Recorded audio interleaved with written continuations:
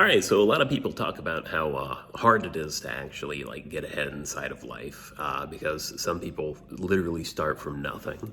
So I did a little thought experiment of running the numbers and crunching the numbers and trying to figure out what is a fairly reasonable way to start from nothing at 18 and work up to having $100,000 in investments or in savings or whatever else. So, as the thought experiment, you gotta get used to less. You just gotta limit yourself, and the easiest way to do that is to limit yourself to what you can spend and to try to live in a thrifty fashion. So, for this thought experiment, I'm going to utilize. It helps out to have a job in high school, so that way you have work experience and stuff like that. But if you haven't had that, good starter job, McDonald's. I'm using Oklahoma wages, Oklahoma programs, and Oklahoma prices, market rents, other things like that. So this example is entirely based in my state and how somebody could possibly get ahead inside of Oklahoma. So most McDonald's in Oklahoma are paying about $13 an hour. So the first thing that you're going to do is go apply for Medicaid when you have no money. Medicaid has a $1,732 monthly income limit, and then you're going to apply for SNAP, which has a $1,580 income limit for single individuals. So what that's going to let you do is it's going to give you a benefit of $291 a month to spend on groceries. You're going to buy a lot of shelf-stable things, canned beans, dry goods like rice and other things like that. And you're going to make a lot of stuff at home and eat a lot of stuff at home. There's a lot of recipes that you can look into that take very little ingredients that you can actually cook. But anyway, you're going to get a job at McDanks for $13 an hour and you're going to aim for about 28 hours a week. That'll put you under the limits for SNAP and Medicaid, and you're going to go and rent a room as your abode, as your house, and as your mailing address. So that way you can go get a bank account and do other things with it instead of having to use a pay card. Pay cards keep people poor. Actually, that's my opinion. You need a bank account because it's going to allow you to have access to a bunch of other financial services and other things like that. Try to aim for a credit union because they don't really have any fees for having an account. And I just like credit unions. All of the banks that I have accounts with are credit unions. So you're going to rent a room. Rental rates in Oklahoma are about $200 to $400 a month. That might not be what's in your area, but that's about what it is inside of the Oklahoma City metropolitan area. You can find a room for $200 to $400 a month, but for the purposes of this exercise, we're going to go off of the high estimate. So $400 a month. That leaves you, so working $13 an hour for 28 hours a week is going to leave you with $1,456 gross and about $1,310 after tax. So with $400 taken out of that, that's going to leave you about $910 a month. You're going to want to get a credit card, preferably a starter card with no APR, no annual fee. A lot of places that offer no APR for like an introductory period or an introductory APR are going to do it for about 12 to 18 months because you are going to be building your credit. Credit can be a bad thing if you let it be a bad thing, but it's also an important tool for attaining your goals inside of life and acquiring assets and doing other things like that, plus your credit score. Anyway, you're going to try to save $500 and you're going to try to spend $410 on wants and needs. And you're going to spend that $410. You're going to keep that in your account and you're going to limit yourself on the credit card to only spending $410 in a month on wants and needs. You're going to finance it with the credit card, but you're not going to spend above that limit because you're going to try to pay off the balance of the card by the end of the month before any interest or anything else or late fees or anything else get tacked on.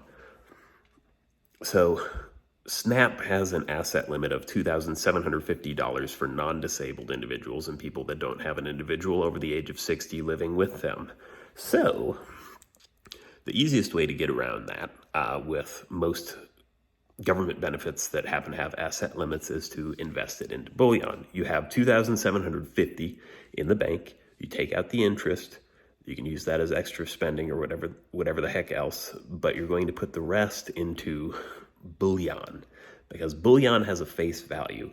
So for asset purposes, both Social Security and SNAP do not include things that have either a nominal mint value or things with intangible value, such as wedding rings and other things like that, as counting as assets, even though they might have a market value or a resale value for something greater. So you're going to put it into bullion. You can either do it with silver or with gold. I would suggest with gold, because with gold, with buying 1 ounce gold eagles, roughly, I don't know, let's see what I wrote down. Your goal by the age of 21 is to have about, I'd say about 18 to 20K in savings. And if you have about 10 ounces of gold eagles, it has a nominal face value of $10 as per the US Mint, but it has a melt value or a market value of, it's going to have about $16,000 to $20,000 roughly, and you're going to keep that shit under lock and key. You're going to watch out for that. It's dangerous, but it's a way to get around the asset limits for these programs. So anyway, at 21, you buy a car if you don't have one. Specifically, I'd suggest a Kia Rio, which is roughly $16,000 to $20,000. Kias have a 10-year warranty. The Kia Rio is very reasonable with its fuel economy, and you're going to try to finance it. You're going to put a hefty down payment, and you're going to try to finance it for 60 months, which should give you roughly a car payment in about the 162 to 180 range. And since you're young, insurance, go ahead and account for insurance being about $100 a month. It will go down when you hit 25. They just think that you are dumb when you are young, and they're probably not wrong. Anyway, so the new budget's going to be $400 rent, $162.21 car payment, and $100 for insurance, which is going to leave you with $662.21. Nothing's perfect. These calculations aren't perfect. They might not account for life events. But with Medicaid, you don't really have co-pays for anything except for pharmaceuticals and other things like that. And SNAP just gives you $291 a month in food benefits that you can go and buy things with. And if I remember correctly, SNAP purchases do not have sales tax in most locations, but especially not in Oklahoma. And they're fixing to get rid of the grocery tax, so you're not going to be spending anything on that anyway. So once you have a car, you are going to get a job at a warehouse, such as Amazon, FedEx Ground, or a grocer wholesale warehouse or something like that, because those roughly range from 17 to 20 an hour. Now, you will get overtime at most of these places except for Amazon, but Amazon's advantages is that they have you work 4/10s. They cap you at 40 hours a week, but you only work 4 days a week for 10 hours. So your next step is going to be getting a $500 to $600 efficiency apartment. Go for all bills paid. I'm going to say $600 because that's what most all bills paid efficiencies are going to end up being, because that's going to be one less thing to worry about. Even though you pay a premium for having all bills paid, it's going to limit the number of things that you can mess up with having to have payments to individual things. And it also sort of insulates you from paying the market rate for gas and electricity, because that is going to be the person renting you the apartment taking on that risk. Anyway, you're also going to go get a job at DoorDash. So if you're working on Amazon, you're going to have 3 days a week that you can go do DoorDash. That will probably equate to, if you're scheduling ahead and doing it for a good part of the day, about an extra $250 a week for about $1,000 extra per month. So your take-home pay is going to be about $3,087 from doing both those things.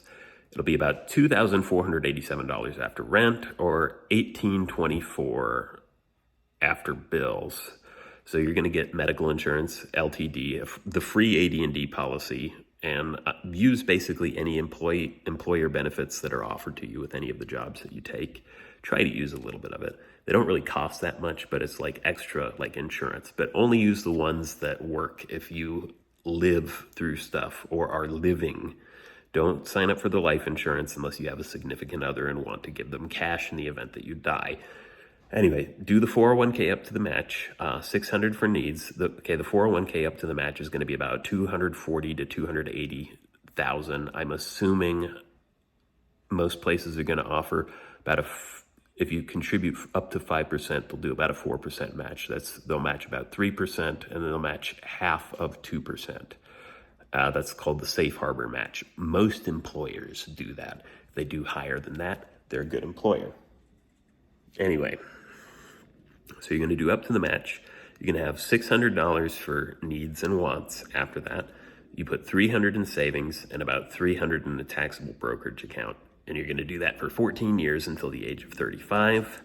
So what that'll end up leading to, assuming a 12% return on the S&P 500 with the taxable brokerage account and with your retirement account, that's going to lead to about $128,000 by the age of 35 in your taxable brokerage account, about $104,000 in your retirement account, and about $50,000 in savings.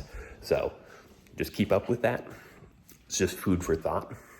It's some way to get ahead.